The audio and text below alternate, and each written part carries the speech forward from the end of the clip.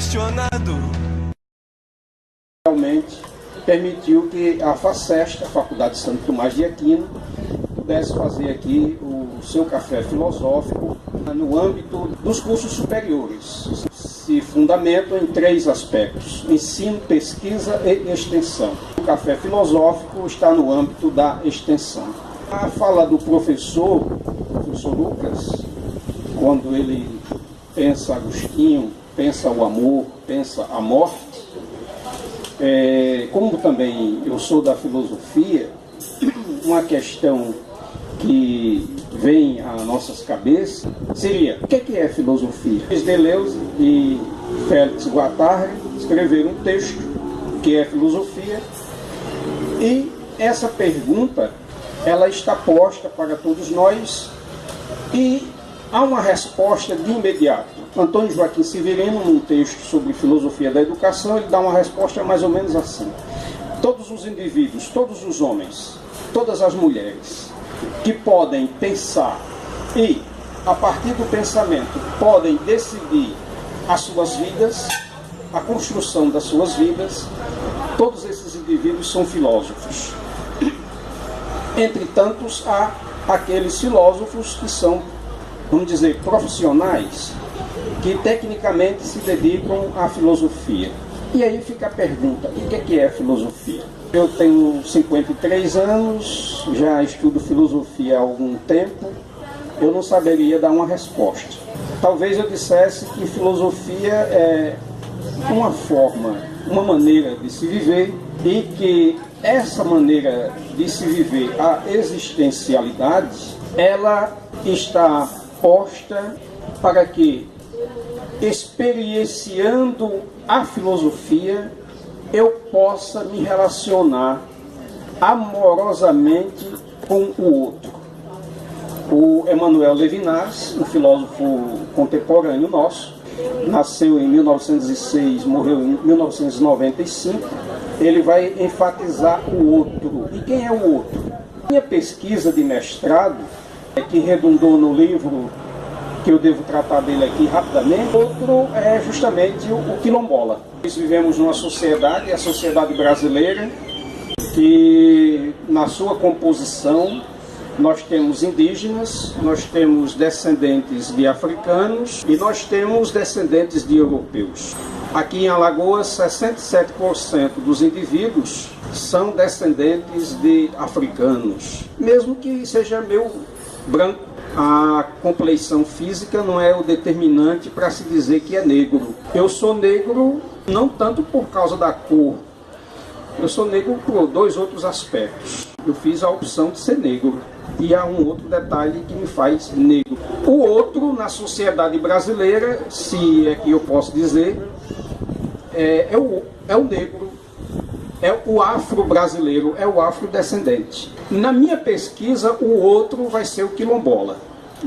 Eu trabalhei 10 comunidades quilombolas, eu visitei essas comunidades, eu fiz uma pesquisa para verificar como as escolas dessas comunidades estavam trabalhando o outro, estavam trabalhando a educação para o outro.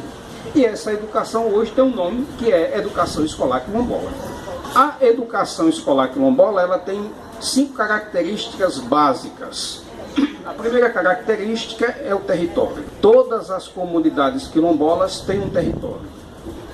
Se alguém aqui conhece alguma comunidade, ou se não conhece, se conhece, beleza. Se não conhece, se for um dia a Taquarana, terá visitar Passagem do Vigário, Coxo, Mamelucos, Poços de Lunga. Se for Arapiraca, pode visitar Carrasco e Pau d'Arco.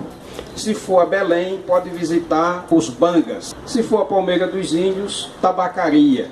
Se for para o sertão, há alguns nomes: Xinanã, em Major Isidoro, Cajados Negros, em Batalha, Guaxinim, Cacimbinhas, Jacumocó, em Poço das Trincheiras, Cruz, em Delmiro Gouveia, Serra das Viúvas, em Água Branca. Aí vamos para o litoral: Paratinga, Macuca, Santa Luzia do Norte, minha cidade, Santa Luzia do Norte, minha paixão, meu amor, Quilombo, e há outras tantas. São 68 comunidades reconhecidas pela Fundação Cultural Palmares. E essas comunidades deveriam trabalhar especificamente a modalidade de educação escolar quilombola. Repito, as características são território, ancestralidade. As comunidades quilombolas valorizam os ancestrais, tanto quanto os indígenas.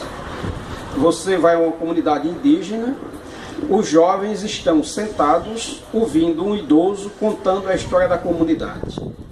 A oralidade, a história é contada oralmente porque cada situação de desprezo vivenciado pelos nossos ancestrais afro, eles não tiveram escola, eles foram proibidos de frequentar a escola, e aí os conhecimentos, a cultura local, a história fica na oralidade. Não pensem que não se pode fazer história a partir da oralidade.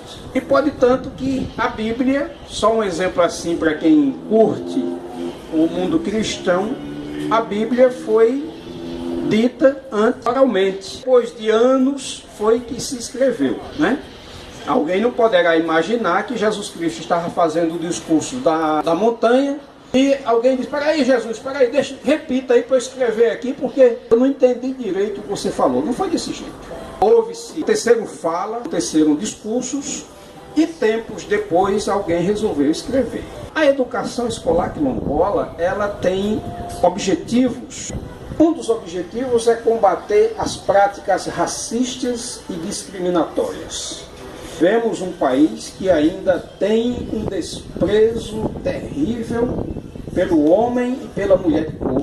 Se a polícia viesse aqui, ou se a polícia encontrar um negro, para vocês terem uma ideia, em Alagoas, o maior número de jovens assassinados em Arapiraca, Marechal Deodoro e São Miguel dos Campos são negros. Precisa necessariamente ser um negro, vamos dizer assim, eu vou fazer uma redundância para a gente fazer uma diferença, um preto. Não, basta ser aquele tipo que a gente diz moreno, que é uma invenção, né? O moreno é uma invenção para mentir. E aí são invenções. Conta-se que num tempo aí o IBGE encontrou em Minas Gerais 117 casos, as pessoas se tipificaram, se intitularam para não se dizer negros. Felizmente o nosso Brasil foi construído e ainda está desse jeito. A educação escolar quilombola, ela tem essa finalidade de combater de uma maneira forte, de uma maneira radical, a discriminação. Nós vivemos hoje uma experiência que já não dá mais para ficarmos discriminando gostos, costumes, práticas. E um outro elemento que também é importante na vida das populações afrodescendentes é a questão da religião. Há comunidades que têm o candomblé, que pratica essa forma de religião. Não estamos obrigados a apoiar, a fazer parte, não. Agora estamos obrigados, inclusive por lei, a manter um profundo respeito por aquela pessoa que optou por aquela forma de praticar a religião. A modalidade de educação escolar quilombola é importantíssima hoje para as comunidades quilombolas e para a população em geral, justamente porque ela quer estabelecer, eu diria, de uma maneira bem peculiar, aquilo que a gente chama de dignidade humana. Eu diria para vocês que em algumas comunidades quilombolas que eu visitei, eu sempre visitei com a minha esposa e com meus filhos, como eu sou profundamente emotivo, eu tinha que sair dali da comunidade chorando. Eu fui a uma comunidade chamada Perpétua, em Matriz de Camaragibe. Primeira coisa que eu vi, todas as casas de taipa. Conversei com alguns, eles disseram o seguinte: a gente faz a roça, planta o feijão e a mandioca, como a gente está cercado por cana-de-açúcar, quando o avião joga veneno nas canas, o veneno também mata o nosso produto, a nossa roça, acaba com a nossa roça. Então, esse sentimento terrível de opressão, dor, de sofrimento, de falta de dignidade, isso causa na gente uma profunda emoção. Essa emoção, ela vai gerando na gente o desejo de pensar, construir um mundo que seja minimamente humano. Por isso que não existe filosofia, Existem filosofias. E uma das filosofias, uma das formas de pensar o mundo filosoficamente é a partir da praxis. Palavra bonita, né? Praxis. Filosofia da praxis. A praxis não é somente juntar teoria e prática, como a gente diz. A praxis é uma tomada de posição diante do mundo no sentido de entender o mundo que está posto e querer transformá-lo. Naturalmente entra aquilo que a Escola de Frankfurt trabalhou, que nós estudamos na FACESTA, que é a teoria crítica. Também a teoria crítica profundamente criticada por um sociólogo, eu ia chamá-lo de filho da puta, mas em respeito ao professor que gosta de Bauman, eu não vou dizer isso com o cara, né? E também ele não está aqui, talvez ele ficasse até meio... Tá velho mesmo, deve ser um filho da puta mesmo. O cara tem mais de 80 anos, depois que o carro passa de 80 anos é filho da puta, não tem conversa. Bauman é um grande sociólogo polonês, tem escrito muito. Se você for na livraria lá em Maceió, naquele shopping grandão, você vai encontrar um monte de obras, coisa terrível, deveria tudo, quase tudo ir pro fogo. Infelizmente não vai, porque a gente cultua sempre o que é de fora. O livro trata dessas questões todas. Eu dividi o texto em 3 capítulos. No primeiro capítulo, eu trato a escravidão. Apresento que essa modalidade de educação ganhou fôlego com a presença do Banco Mundial. Aí é uma discussão interessante que a gente faz com relação ao Banco Mundial, que foi criado em 1944, que tinha objetivos específicos, mas a partir de 1970 esses objetivos foram modificados. E o coroamento dessa modificação se deu em 1990. No segundo capítulo a gente descreve especificamente a educação escolar quilombola, e no último capítulo eu trato a maneira minha de duas: emancipação política e da emancipação humana. É uma discussão que a gente faz porque a gente entende que o sistema capitalista não é bom. A gente fala de filosofia da praxis. O sistema capitalista, ele causa na gente a opressão, né? Nós estamos aqui, o companheiro ali tomando cerveja, ou aqui. Há uma parcela de brasileiros que não pode sentar, tomar uma cerveja nesse país, infelizmente. E, além disso, há aqueles que podem não somente tomar cerveja, mas tomar um vinho caríssimo. Me perguntaram, aqui não, lá em Santa Luzia, porque foi que eu inventei deixar o bigode. Não é bigode, que eu não tenho barba, eu queria deixar um bigode assim, um cara bonito como o Alex, deixar um bigodão, justamente para ficar diferente do Cunha, do Eduardo Cunha, que faz a barba toda, que na minha percepção é o símbolo do que há de mais nojento, que há de mais asqueroso no momento político deste país. Sabe com quem ele aprendeu a ser ladrão? Sabe com quem, Lucas? PC Farias. Quem o convidou para fazer parte do governo de Collor? PC Farias. De lá para cá, a biografia do cidadão é de corrupto, e representa isso neste momento. Então, fica difícil para a gente pensar um mundo sem querer transformar o mundo. Filosofia que não se questiona, filosofia que não debate, filosofia que simplesmente faz com que o aluno fique como se fosse um túnel, recebe conteúdos. Essa filosofia, ela não é morta, mas ela é um aborto, então um abortamento. Filosofia é uma tomada de posição crítica frente a uma realidade que está posta, cujo desejo de quem pensa filosoficamente é fazer com que o mundo se torne de fato um mundo de amor.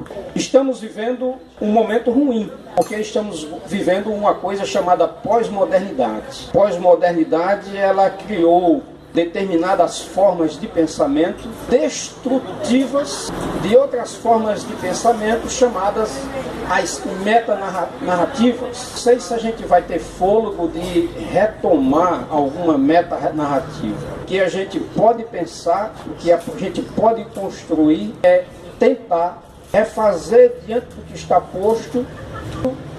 Bom, um mundo em que o outro, quer seja o negro, quer seja o homossexual, a lésbica, ou outros tantos que de alguma maneira estão hoje vivendo uma experiência de discriminação, as coisas sejam restabelecidas. Como eu estou vendo a polícia militar e eles nos honram com a presença, eu vou trazer um dado doloroso que a gente está vivendo agora. Nesses meses foram assassinados no Rio de Janeiro 60 policiais. No Rio de Janeiro, hoje, é onde se mata mais policiais. O Estado brasileiro não consegue minimamente, olhar para os seus, que o policial, como eu também, somos funcionários públicos, eu sou um funcionário público, sou professor aqui, mas eu tenho uma outra profissão, eu sou funcionário servidor público. O Estado não dá a mínima condição para que a dignidade de determinadas pessoas que exercem funções de perigo, que elas possam minimamente sobreviver dignamente. Salário, segurança, e-mails e tudo mais. Um policial no Rio de Janeiro que sai de farda, ele está morto, ele está no suicídio, está se suicidando. Essa é a realidade. Então, eu não penso filosofia fora disso. Eu penso filosofia a partir dessa existencialidade concreta que está posta. Mas eu não só penso essa realidade, eu penso no sentido de, poxa, a gente pode criar meios para daqui a alguns anos a gente ter um mundo melhor. Para completar a fala, vamos dizer que não falei das flores. Quase todos nós que estamos aqui, estamos no espaço permitido da morte. Entre 14 e 29 anos, quem está aqui que tem entre 14 e 20 a 29 anos, infelizmente, engraçadamente, se observar os dados do IBGE, se observar uma placa bem grande que tem na Universidade Federal de Alagoas, resultado da pesquisa da professora Ruth Vasconcelos e outros, estão na mira da morte. O Estado brasileiro resolveu matar os jovens entre 14 e 29 anos. Agora, como apareceram algumas doenças decorrentes de um mosquito, que é uma coisa terrível, está aparecendo o discurso que a gente poderia depois verificar se é verdadeiro, se esse discurso é verdadeiro ou não, que é uma forma inventada para matar brasileiros. Temos uma população muito grande, as formas que a gente tem para controlar o aumento da bélica, tanto quanto as guerras feitas no Oriente. Todas as guerras feitas no Oriente são criações dos Estados Unidos. Todas. Os Estados Unidos, nesses últimos 3 anos, incentivaram somente 185 guerras pelo mundo. Filosofia, meus amigos, na minha concepção, posso estar errado, vocês que são da filosofia me corrijam, tanto os alunos como o professor.